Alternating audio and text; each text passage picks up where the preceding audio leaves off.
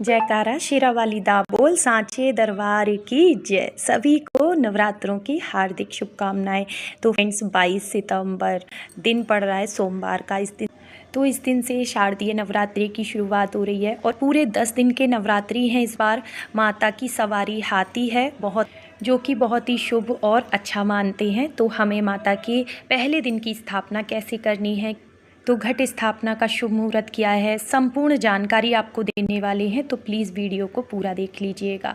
तो सबसे पहले 22 सितंबर सुबह में आप जल्दी उठें और घर की साफ़ सफाई देखिए। अमावस्या के दिन आपको डीप क्लीनिंग करनी है, पूरे घर में गंगाजल छिड़कना है। सुबह में आप स्नान के बाद उत्तर या पूर्व दिशा में चौकी लगाएंगे।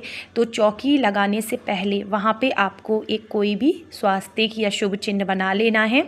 आप हल्दी से, रोली से, जो आपके पास हो आप उससे बना सकते हैं। इसके बाद लकड़ी की चौकी हमें लेनी है और उस पे बिछाना है लाल गुलाबी रंग का कपड़ा, क्योंकि लाल गुलाबी रंग माता को बेहद प्रिय होता है। अच्छा, जो लोग भी मिट्टी के कलश की स्थापना करते हैं उन्हें ध्यान रखना है कि जैसे सोमवार को नवरात्रि शुरू हो रहे हैं तो रविवार के दिन मिट्टी का कलश खरीद के ना लाएं। मिट्टी की कोई भी चीज़ रविवार और मंगलवार को नहीं खरीद के लानी चाहिए। और अगर आप मिट्टी का कलश ला रहे हैं तो उसे आप ला के एक दिन पहले ही पानी में भिगो के रख दें, जिससे जितना पानी उसे सोखना होगा वो सोख लेगा। कलश भरने के बाद आपका पानी कलश में समाप्त नहीं होगा, ठीक है। तो यहाँ पे हमने पूजन की सारी सामग्री रख ली है।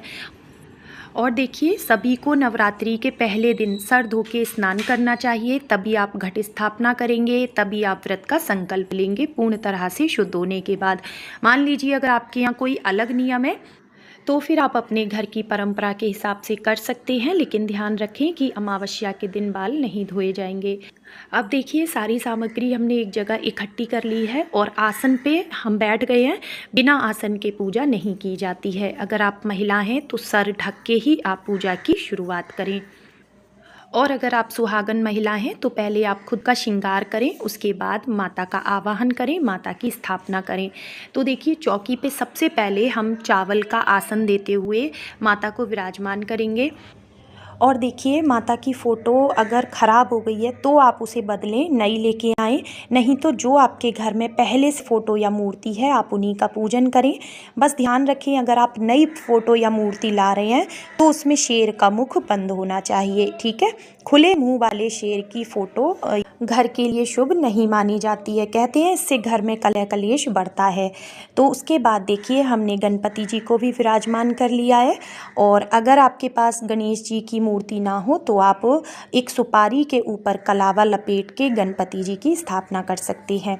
इसके बाद हमने चावलों से अष्टदल कमल बना लिया है।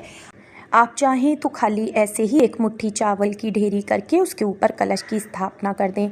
कलश आप मिट्टी का, पीतल का, तांबे का, चांदी का लें। स्टील का कलश हमें अवॉइड करना चाहिए। अब कलश के कंठ पे हम मौली लपेट देंगे और रोली कुमकुम से हम कलश के ऊपर स्वास्तिक बनाएंगे। और अब नोट कर लीजिए कलश स्थापना का शुभ मुहूर्त। तो 22 तारीख की सुबह में 6:09 से लेके 8:06 तक का पहला शुभ मुहूर्त है। दूसरा जो शुभ मुहूर्त है वो है अभिजीत मुहूर्त, जो कि है 11:50 से लेके 12:38 तक। तो ये दोनों मुहूर्त बहुत ही शुभ हैं। कलश स्थापना अगर शुभ मुहूर्त में की जाए तो बहुत ही अच्छा माना जाता है। अच्छा, एक सवाल आया था मेरे पास कि क्या हम बिना व्रत किए कलश की स्थापना कर सकते हैं? तो हाँ जी, बिल्कुल। आप शुद्ध और सात्विक रहते हुए कलश की स्थापना कर सकते हैं, अखंड जोत जला सकते हैं और माता की खेतरी भी बीज सकते हैं, यानी ज्वारे बो सकते हैं। बस आपको पूर्ण रूप से शुद्धता, पवित्रता का ध्यान रखना होगा। तो इसके बाद देखिए, कलश में सबसे पहले हमने गंगाजल डाला और साफ़ ताज़ा जल से हमने कंठ तक भर दिया है जल से। इसके बाद सिक्का, सुपारी, हल्दी की गांठ, 2 इलायची, 2 लौंग, और ध्यान रखें टूटी फूटी लौंग ना हो, फूल वाली लौंग होनी चाहिए। इसके बाद हम अक्षत डालेंगे और कुछ भी मीठा हमें डालना है तो एक बताशा हम डाल रहे हैं। आप चीनी या मिश्री भी डाल सकते हैं। इसके बाद में इसके बाद पूरे 9 दिनों तक हमारे कलश का जल शुद्ध, ताज़ा, खुशबूदार बना रहे, इसके लिए हमने 1 कपूर डाल दिया है और 1 हम गुलाब का फूल डाल रहे हैं। आप इत्र भी डाल सकते हैं।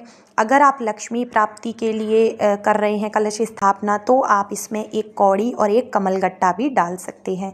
इसके बाद हमने यहाँ पे आम के पत्ते लिए हैं, आप अशोक के भी ले सकते हैं और डंडी के साथ ही हमें लेने हैं और इनको भी हमें कलश में डाल देना है। आम के पत्ते पे हमने टीका चंदन लगा दिया है और देखिए 1 जटा वाला पानी वाला नारियल हमें लेना है। इसके ऊपर आप चुनरी लपेट सकते हैं, कलावा लपेट सकते हैं और नारियल पे स्वास्तिक बना दें। अब इसका मुख हमें पूजा करने वाले की तरफ रखना है। आप चाहें तो ऊपर की तरफ भी रख सकते हैं। बस ध्यान रखें कि नारियल का मुख कलश के अंदर नहीं होना चाहिए। डिटेल वीडियो कलश स्थापना की मेरे चैनल पर है, आप कहेंगे तो मैं लिंक दे दूँगी। तो कलश स्थापना के बाद आपको यहाँ पे झाड़ू नहीं लगानी है, इस बात का ध्यान रखिएगा। तो पूरे 9 दिनों तक हमें साफ़ कपड़े से वहाँ पे साफ़ सफाई करनी है। और देखिए, अगर आप कलश की स्थापना कर रहे हैं, अखंड जोत जला रहे हैं, तो थोड़ी बहुत देर के लिए किसी काम से आप जा सकते हैं घर से बाहर, लेकिन पूरे दिन पूरी रात्रि के लिए आपको ताला लगा के कहीं नहीं जाना है, इस बात का ध्यान रखें। अब हम यहाँ पे जोत जलाएंगे माता की। तो यहाँ पे मैंने कलावे की बाती ली है और इसमें डाला है देसी घी। आप पूजा में तिल का तेल भी इस्तेमाल कर सकते हैं और आप चाहें तो अखंड जोत जला सकते हैं। 1.25 हाथ लंबी बाती बनती है अखंड जोत की, ठीक है। और नहीं तो आप केवल सुबह शाम पूजा के समय दिया जलाएं। जब तक आप पूजा करेंगे वो दिया जलता रहना चाहिए।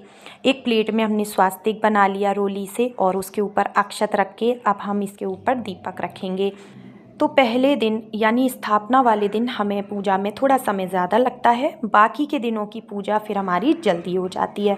अब देखिए, हम यहाँ पे माता के नाम के ज्वारे बोएंगे। तो मिट्टी का पात्र हमने धो के ले लिया है। टीका चंदन हम कर देंगे, थोड़े से अक्षत डाल देंगे और इसके बाद हम मिट्टी डालेंगे। तो आप बालू मिट्टी ले सकते हैं, ठीक है। नहीं तो आप कहीं भी पार्क में कहीं भी आप गड्ढा खोद के साफ़ मिट्टी निकाल लें और मिट्टी को छान लें, जिससे उसमें कोई कंकड़ पत्थर ना हो। इसके बाद देखिए, 1 लेयर आप मिट्टी की डालें, फिर ज्वारे डालें, फिर 1 लेयर आप मिट्टी की डालें। इस तरह से माता के नाम के ज्वारे उगाएंगे और ज्वारे उगाना बहुत ही शुभ माना जाता है। और आप चाहें तो 1 दिन पहले रात को ही जो आप पानी में भिगो दें। अच्छा, बहुत सारे लोग ना गेहूं से भी ज्वारे उगाते हैं, तो आप देख लीजिएगा।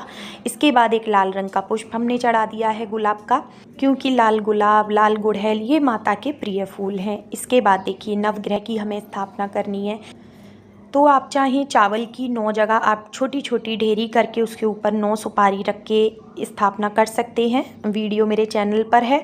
और आप चाहें तो अगर किसी धातु के नवग्रह आपके पास हैं तो आप उन्हें भी स्थापित कर सकते हैं। तो नवरात्रि के 9 दिन हमें नवग्रह का पूजन जरूर करना चाहिए। इसके बाद सबसे पहले हम धूप दीप प्रज्वलित करेंगे और जो लोग भी व्रत करेंगे वो व्रत में कूटू, सिंघाड़ा, सेंधा नमक, काली मिर्च, आलू, हरा धनिया, हरी मिर्च, अदरक और साबूदाना हो गया, समा के चावल हो गए, मूंगफली, मखाना, ड्राई फ्रूट्स, दूध, चाय, दही और जो भी फल आप माता को चढ़ाएंगे ये सब आप ले सकते हैं।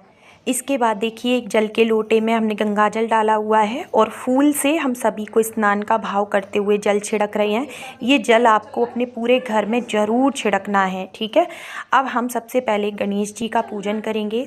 तो गणेश जी को हम जनेऊ चढ़ा रहे हैं और आप कलावा रूपी वस्त्र पहना सकते हैं और रोली लगाएं, चंदन लगाएं, अक्षत चढ़ाएं और ध्यान रखें जो भी आप कलावा चढ़ाएंगे वो पूरे 9 दिनों तक वहीं रहेगा, जनेऊ भी वहीं रहेगा। तो आपको पूरे 9 दिनों तक ये चीज़ें नहीं हटानी है, ठीक है। तो नवग्रह पे भी हमने देखिए कलावा चढ़ा दिया है वस्त्र रूपी। माता को हम चुनरी जरूर उड़ाएंगे, नई चुनरी आप लेके आए माता के लिए। और देखिए, जो लोग भी पहली बार नवरात्रि के व्रत करना चाहते हैं, चौकी की स्थापना करना चाहते हैं, तो बिल्कुल आप कर सकते हैं। इस बार कोई भी अधिक मास मलमास नहीं है। तो बस आपको ध्यान रखना है कि जिस जगह पर भी कलश स्थापना की जाती है, माता की चौकी लगाई जाती है 9 दिनों के लिए, वहाँ पर किसी भी तरह का तामसिक भोजन नहीं बनना है। प्याज, लहसुन, मांस, मदिरा का सेवन नहीं करना है आपको। और जैसे आप 9 दिनों तक जो जलाएंगे माता के सामने, तो 9 दिन आप 9 तरह की चीज़ें दीपक में डाल सकते हैं दीपक की शुभता को बढ़ाने के लिए। जैसे पहले दिन आप लौंग डाल दें, दूसरे दिन 2 इलायची डाल दें, तीसरे दिन आप 1 सुपारी डाल दें, चौथे दिन आप अक्षत डाल दें, 5वें दिन आप रोली डाल दें, छठे दिन आप हल्दी डाल दें, 7वें दिन आप 1 सिक्का डाल दें दिए में, 8वें दिन थोड़े से अक्षत, और 9वें दिन आप दालचीनी का पाउडर डाल दें, या फिर गुलाब के फूल की कुछ पंखुड़ी दिए में डाल दें। कहने का मतलब है कि दिए को खाली ना जला के उसमें कुछ आपको ज़रूर डालना चाहिए। अब देखिए, सभी को हमने लाल गुलाब अर्पित कर दिए हैं। फूल की माला अगर आपके पास हो तो वो पहनाएं। मेरी माता रानी की फ़ोटो बड़ी है, माला छोटी है, तो हम कलश पे ही माला पहना रहे हैं। तो बड़े बड़े फूल हैं तो माला अच्छे से आ नहीं रही थी, तो मैंने इस तरह से पहना दी है। तो पूजा के समय आपको ध्यान भी रखना है कि कलश आपका गिरे ना, जोत आपकी बुझनी नहीं चाहिए, क्योंकि 9 दिनों तक ये स्थापना ऐसे ही रहेगी। इसके बाद अब हम भोग अर्पित करेंगे। तो भोग में माता का प्रिय भोग बताशे का है, वो हम लगा रहे हैं। आपके पास पान का पत्ता हो तो पान के पत्ते पे माता को 2 लौंग, 2 इलायची, 1 बताशा रख के आप भोग लगाएं। मान लीजिए किसी दिन पान का पत्ता नहीं है तो आप बताशे के ऊपर ही 2 लौंग रख दें। तो इस तरह से लौंग और बताशे का भोग पूरे नवरात्रों में आपको ज़रूर चढ़ाना है। इसके बाद जो भी फल आपके पास हो वो आप भोग लगा दें, दूध से बनी मिठाई का भोग लगा दें। माता को सुहाग सामग्री ज़रूर चढ़ानी है। तो जैसे आप चाहें 16 श्रृंगार चढ़ा सकते हैं, आप चाहें तो कोई भी 2 चीज़ माता को आप चढ़ा दें। जैसे मैंने यहाँ पे चूड़ी और सिंदूर रखा है, आप बिंदी, सिंदूर, मेहंदी जो आप चढ़ाना चाहते हैं वो रख दें। इसके बाद देखिए, कुछ दक्षिणा हमें ज़रूर रखनी है। और अब हम आ गए हैं अपने घर की किचन में। तो अब हमें छोटा सा हवन अग्यारी करनी है। तो जिसके लिए गाय के गोबर के उपले को हमने गैस पे गरम कर लिया है और एक मिट्टी के पात्र में हम इसे रख लेंगे। और ये अग्यारी आप पूरे 9 दिनों तक कर सकते हैं लगातार। आप चाहें तो एक पहले दिन और एक अष्टमी वाले दिन भी कर सकते हैं। तो नवरात्रों में हवन करना बहुत ही शुभ माना जाता है। जो भी सामग्री हम भोग की माता को अर्पित करते हैं वो अग्नि के माध्यम से सीधे माता के मुख में जाती है, क्योंकि अग्नि को देवी देवताओं का मुख कहा गया है। इसके बाद देखिए, अग्यारी से पहले हमने उस पात्र का पूजन कर लिया है, अक्षत फूल चढ़ा दिए हैं, कुमकुम हल्दी से तिलक कर दिया है और एक कपूर का टुकड़ा रख के हमने अग्नि प्रज्वलित की। इसके बाद ओम गंगणपते नमः, ओम गंगणपते नमः बोलते हुए 5 बार 7 बार आप घी की आहुति दे दें सबसे पहले। इसके बाद माता देवी दुर्गा का कोई भी मंत्र बोल के आप 5, 11, 21, 51 जितनी चाहें उतनी आहुति दे सकते हैं। जैसे ओम दुम दुर्गाय नमः स्वाहा, ओम दुम दुर्गाय नमः स्वाहा, इस तरह से भी आप बोल सकते हैं। और देखिए, 2 लौंग के जोड़े आपको घी में डुबो के जरूर से चढ़ानी है। तो ये नवरात्रि के पूरे 9 दिन आपको करना है। अगर आप हवन नहीं भी करते हैं तो लौंग कपूर से माता की आरती जरूर करें। इसके बाद देखिए, हमने जो पान चढ़ाया था वो भी हम बीड़ा जैसा बना लेंगे पान का, और इसे भी हम अग्नि में ही चढ़ाएंगे। जैसे कि मैंने कहा ना, जो भी भोग आप अग्नि में देंगे वो माता के मुख में जाएगा। तो हवन सामग्री में आप अच्छी चीज़ें डालें, शुद्ध घी होना चाहिए, पंचमेवे होने चाहिए। हवन सामग्री हम कैसे बनाते हैं उसका वीडियो भी मेरे चैनल पर है। और पान में मॉइस्चर हो सकता है जिसकी वजह से वो थोड़ा जलने में दिक्कत करे, लेकिन कोई नहीं, आप उस पर थोड़ा घी और कपूर डाल दीजिएगा जिससे पूरी तरह से वो अग्नि के मुख में जाए। इसके बाद 3 बार हम जल फेर देंगे। तो ये हो गया हमारा सूक्ष्म रूप में हवन। अब हमें माता की आरती करनी है। तो आरती के लिए थाली अलग से तैयार की जाती है, जिसके लिए हमने घी का दीपक लिया है और एक प्लेट में हमने पुष्प डाल लिए हैं।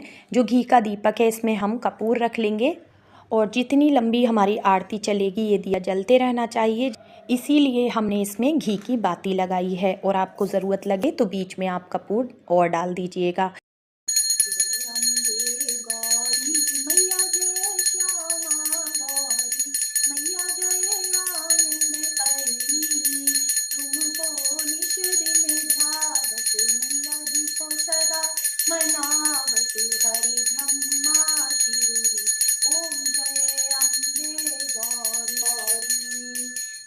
मात की जय, जगदम्बे मात की जय, सांची जोता वाली माता तेरी सदा ही जय। जयकारा शेरा वाली दा बोल सांचे दरबार की जय। तो इस तरह से घर के सभी सदस्यों के साथ मिलके आपको आरती करनी है और अपनी चुनरी को लेके माता के चरण स्पर्श करें। आखिरी में आप माता को सिंदूर लगाएं और जो सिंदूर आपकी उंगली में बच जाता है उसे आप अपनी मांग में लगाएं। और जो भी भोग प्रसाद आपने रखा है वो घर में सभी को बांट दें। चौकी पूरे 9 दिनों तक हटाई नहीं जाएगी, बाकी सामग्री आप ऐसे ही रहने दें। शाम को भी आपको दिया जला के आरती करनी है, भोग लगाना है। तो आई होप आपको आज का वीडियो पसंद आया होगा। वीडियो अच्छा लगा हो तो लाइक शेयर कमेंट ज़रूर करना, चैनल को सब्सक्राइब कर लेना। मिलती हूँ नेक्स्ट वीडियो में।